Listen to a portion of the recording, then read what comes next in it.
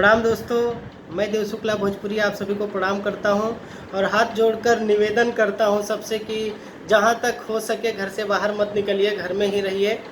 Lockdown का पूर्ण तया पालन करिए।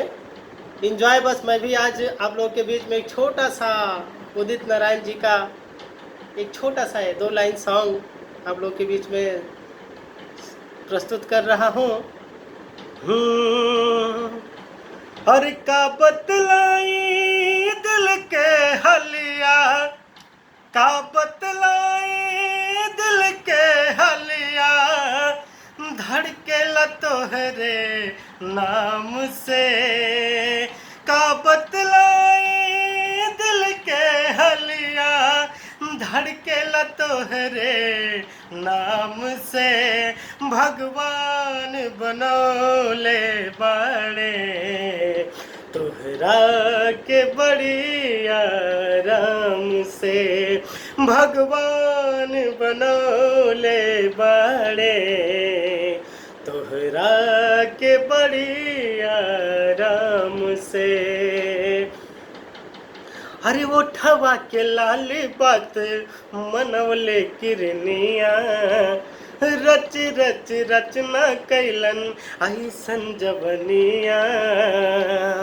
ओ उठवा के लाली बात मनवले किरनिया, रच रच रचना कैलन ऐसन जवनिया।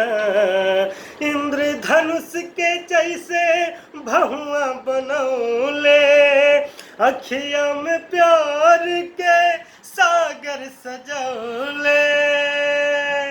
हो माटी मंगवले तन के सुगराइला, माटी मंगवले तन के सुगराइला। पावन चारों धाम से भगवान बनौले बड़े तोहरा के बड़ी आराम से।